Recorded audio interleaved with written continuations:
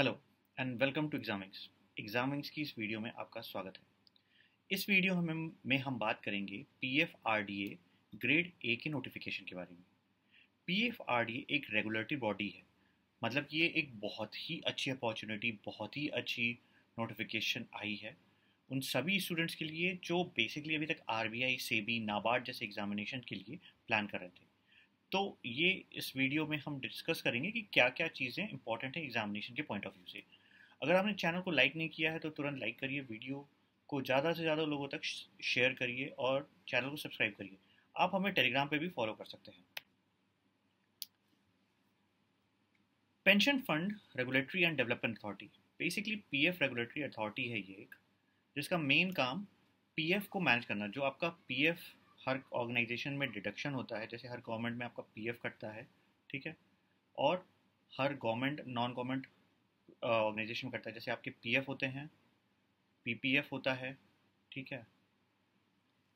तो ये सारी चीज़ें क्या होती हैं, ये कैसे मैनेज होती हैं। ये पीएफ का जो फंड कलेक्ट होता है वो इसके बाद कहीं इन्वेस्ट करती है ये डिपार्टमेंट, ताकि उससे रिटर्न बन सके और वो अल्टीमेटली जिसका पीएफ कटा है उसको अच्छा अमाउंट का रिटर्न मिल सके। तो ये होता है बेसिकली पीएफ डिपार्टमेंट का काम, पीएफआरडीए का काम।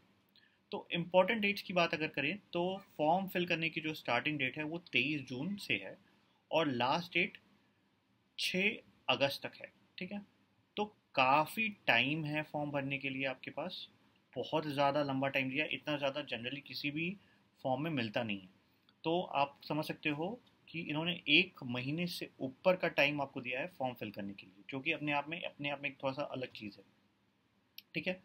कॉल लेटर्स आपको ईमेल और एसएमएस के द्वारा आएगा। जो आपका प्री एग्जामिनेशन होगा या फेज़ 1 एग्जामिनेशन होगा वो 6 सितंबर को होगा और 6 अक्टूबर को आपका फेज़ 2 एग्जामिनेशन होगा और इंटरव्यू उसके बाद होगा।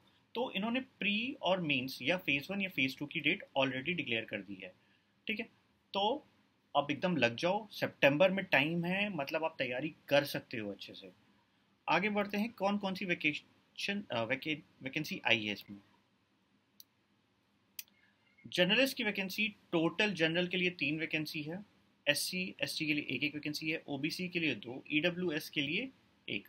Total vacancy for general post वो है 8। इसमें क्या है, आपको चाहिए बेसिकली एज ऑन 31 जुलाई, ठीक है। आपकी जो क्वालिफिकेशन होनी चाहिए वो 31 जुलाई की होनी चाहिए, इसी का ध्यान रखिएगा। अभी आपके पास 1 महीने और है जुलाई में, तो तब तक आपके पास master degree in any discipline और बैचलर डिग्री इन लॉ और बैचलर डिग्री इन इंजीनियरिंग होनी चाहिए, या फिर आप सी ए सी एस का क्वालिफिकेशन कंप्लीट कर चुके हो, C F A C F, ठीक है, आई सी डब्ल्यू ए आई से। तो मतलब आपके पास आइदर मास्टर्स डिग्री हो किसी भी डिसिप्लिन में या फिर आपके पास बैचलर डिग्री लॉ और इंजीनियरिंग हो, ठीक है।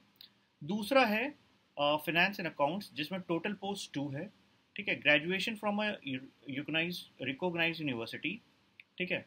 F C A from I C A I और A C W from F C A from I C S I. तो ये आपके पास क्वालिफिकेशन होनी चाहिए, तभी आप फाइनेंस एंड अकाउंट्स के लिए भर सकते हो। इंफॉर्मेशन टेक्नोलॉजी की बात करें तो यहाँ पे भी टोटल पोस्ट 2 ही है, जनरल के लिए एक ही पोस्ट है। यहाँ पे आपके पास bachelor degree in electronics, communication, information technology, computer science होनी चाहिए, या मास्टर ऑफ कंप्यूटर एप्लीकेशन या एमसीए और bachelor degree in any of the qualification with 2 years of क्या कहते हैं, minimum 2 years duration in computer information technology. ये चीज़ आपके पास होनी चाहिए अगर आपने किसी और डिग्री के साथ आप इस फॉर्म को फिल करना चाहते हो एज अ आईटी ऑफिसर, ठीक है। तो ये चीज़ें हैं आईटी ऑफिसर के लिए। इकोनॉमिक रिसर्च में अगर आप भरना चाहते हो वहाँ पे भी सिर्फ एक ही वैकेंसी है, मास्टर डिग्री इन स्टैट्स, इकोनॉमिक्स और कॉमर्स। रिसर्च स्टैट्स के लिए 2 वैकेंसी हैं, यहाँ पे मास्टर इन स्टैट्स चाहिए आपको, कॉमर्स या बिजनेस एडमिनिस्ट्रेशन फिनेंस। अकाउंटेंसी की 2 पोस्ट है टोटल, यहाँ पे आप graduation in recognised university with exemption in 7 core principal subject of Institute of Actuaries, that is IA in India। तो ये आपको एक्चुअली का अगर आप फिल करते हो तो लीगल के लिए बैचलर डिग्री इन लॉ होनी चाहिए आपके पास। ऑफिशियल राजभाषा की भी एक पोस्ट है जहाँ पे आपका masters in Hindi with English as one of the subject होना चाहिए, तब आप ये फॉर्म फिल कर सकते हो। टोटल वैकेंसी की अगर बात करें तो कुल मिला के सारी वैकेंसी मिला के सिर्फ 20 वैकेंसी है। नंबर ऑफ वैकेंसी बहुत कम है, 20। जनरल की बात करें तो भी बहुत कम है, सिर्फ 8 वैकेंसीज बनती हैं। बहुत कम है, सबके लिए ये फॉर्म नहीं है। ये फॉर्म उन लोगों के लिए है जो बहुत सीरियस हैं और जिन्होंने अपनी प्रिपरेशन कंप्लीट कर चुकी है। जो अभी प्रिपरेशन शुरू कर रहे हैं उनके लिए ये वैकेंसी बहुत ज़्यादा अच्छा ऑप्शन नहीं है, क्योंकि आप देखो टोटल वैकेंसी बहुत कम दिख रही है।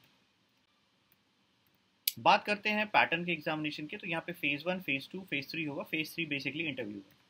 फेज़ 1 में आपको बेसिकली 2 पेपर देखने को मिलेंगे, जहाँ पे पहले पेपर में आपके पास होगा English, quantitative aptitude, test of reasoning and general awareness. इसमें 25 क्वेश्चन होंगे आपके इंग्लिश के, 25 क्वेश्चन क्वांट के, 25 क्वेश्चन रीजनिंग के, 25 क्वेश्चन आपके जीए के आएंगे, और सबके आपके पास मैक्सिमम 20 क्वेश्चन होंगे। 60 मिनट्स आपका टाइम होगा, ठीक है। अगर पेपर 2 की बात करें तो जनरल स्ट्रीम, जहाँ पे आपके मल्टीपल चॉइस क्वेश्चंस होंगे, जो भी आपके अलग अलग सब्जेक्ट हैं, like commerce, accountancy, management finance, information technology, इनमें से आपके 100 क्वेश्चंस और 100 क्वेश्चंस के पेपर होंगे। थोड़ा सा वही कह रहा हूँ, पैटर्न ये रेगुलेटरी बॉडी वाला है, ये नॉर्मल बैंकिंग वाला नहीं है। अगर आप पीओ की ही तैयारी अभी तक करते आए हो या एओ के लिए तैयारी कर रहे हो, तो ये पैटर्न आपको देखने को नहीं मिलेगा। तो यहाँ पे पैटर्न चेंज हो जाता है, ये रेगुलेटरी बॉडी वाला पैटर्न है। फेज़ 2 की बात करें तो फेज़ 2 में आपके पास पेपर 2 होंगे अगेन। एक तो सारे स्ट्रीम्स के लिए होगा, डिस्क्रिप्टिव इंग्लिश का 100 मार्क्स का पेपर होगा, जहाँ पे 3 क्वेश्चन होंगे, 60 मिनट मिलेगा। उसके बाद आपका जनरल स्ट्रीम में multiple choice question on subject of commerce, accountancy, management finance, costing, companies act, economics and pension sectors के बारे में होगा, जहाँ पे आपके 100 क्वेश्चन होंगे, 50 क्वेश्चन होंगे, 100 मार्क्स होगा, 40 मिनट का टाइम होगा। और information finance and account research और स्टैट्स के हिसाब से जो भी आपका स्ट्रीम होगा, वहाँ पे आपके 100 मार्क्स से 50 क्वेश्चन होंगे, 40 मिनट्स होगा। फेज़ 2 के रिजल्ट के बाद आपका इंटरव्यू होगा।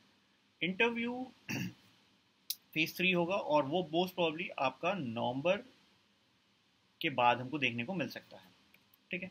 अब बात करते हैं कुल मिला के भाई पैसा कितना मिलने वाला है। तो यहाँ पे आपकी जो बेसिक पे है वो 44,500 है।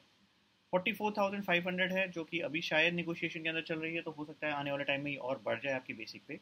तो करंट बेसिक पे के हिसाब से आपको जो स्पेशल अलाउंस, ग्रेड अलाउंस, सारे डियरेंस अलाउंस, लोकल अलाउंस मिला के आपकी जो सैलरी बनती है वो होगी 1,57,000 पर मंथ। स्टार्टिंग सैलरी बहुत ही अच्छी है। अगेन वैकेंसी सिर्फ 20 है, मैं यही कह रहा हूँ, कॉम्पिटेटिव है। एक पीओ की डबल सैलरी है, ठीक है। एक पीओ जितना कमाता है उससे डबल यहाँ पे सैलरी आपको देखने को एक तरह से मिलेगी, ठीक है।